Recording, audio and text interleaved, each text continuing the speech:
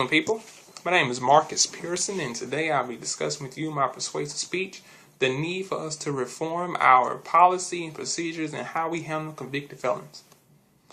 In America, there are 5.3 million Americans that are convicted felons. And being an African American myself, of those 5.3 million, 1.4 million are African American males.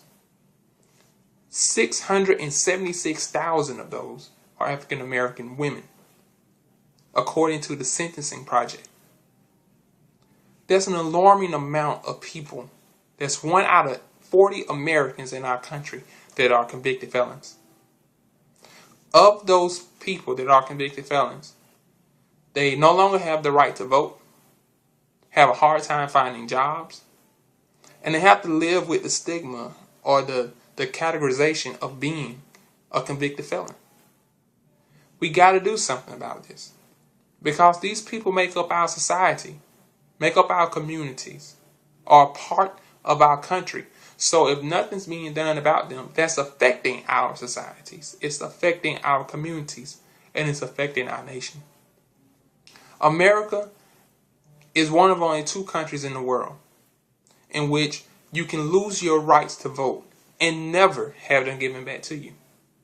Even after you paid your debt to society, you can still live out the rest of your life never being able to vote again. Something is wrong with this. Something needs to be done about it, because these are still American citizens.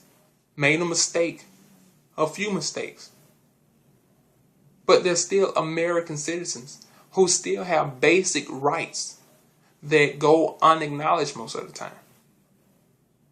Then they have a hard time finding employment. I worked as a correctional officer for about two and a half years. During that time, I saw the things that the state of Georgia put in place. Some of those inmates earned their high school diplomas, some took college classes, some came out with trade certificates, and they were optimistic about what the opportunities were going to be when they got released. But once they got released and they went through the process of finding a job and they got ready to fill out the job application, they came across the one question on a job application that makes it difficult for anyone with a felony conviction to move forward. Have you been convicted of a crime? Yes or no? Answering yes would not necessarily disqualify you for being considered for employment. That's the disclaimer that's usually highlighted right below the yes.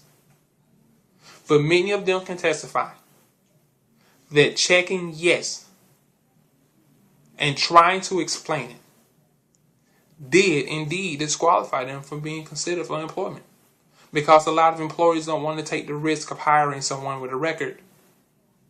Now, I'm not saying that you want to put anybody that has a felony in any kind of job. You always need to consider what the charge was. For many of them, you don't want to put someone who is convicted of being a pedophile in a position to work in the school system. The same way you would want to put someone convicted of grand larceny working in a bank. But we as a society need to put some tools and things in place to make it easier for them to find jobs. There's still people who have obligations, who have families, who are simply trying to reintegrate themselves back into our society. So why not set them up for success instead of planning their failure and their doom? Research has shown that when those things fall out of place, there's someone who's been convicted will more than likely go back to doing what they've done before, to take care of their families, to provide. And then it's the label of being a convicted felon in the first place. Names carry power. Labels carry power because they create mindsets. How do you view yourself? What do you think of yourself? Goes a long way on how you're labeled. And to be labeled a convicted felon carries with it a mentality that has set a lot of people back. I'm not saying that you don't want to hold people accountable for their actions. But once I've completed the conditions surrounding my conviction, shouldn't I be given an opportunity for success now? I've paid my debt to society. So why? Why continue to hold me back? Why continue to restrict me?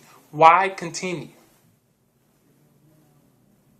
to make me subject to what I'm trying to overcome? Is this not the message of Christ, that whom the Son sets free is free indeed? Does not the Bible say that we are all new creations? Old things have passed away, and behold, all things are now new. But we have to do this. There is a people that is waiting on us to do so. I myself am a convicted felon, and one thing that I've always told employers when I go on job interviews, because I will let them know that I do have a felony, which is why I take this so passionately, because I understand how hard it is. But one thing I always let all employers know, if given the opportunity, I will show you that my one mistake does not define who I am. And that's all that a lot of other convicted felons are asking for. Give me a real opportunity to show you that the mistakes that I made do not define who I am.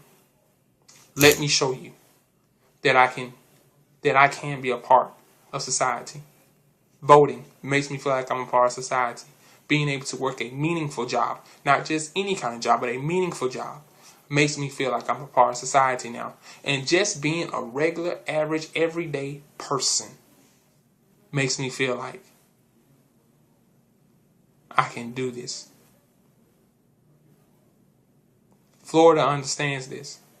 Judges in Florida have the ability to not label someone as a convicted felon if they be put on probation.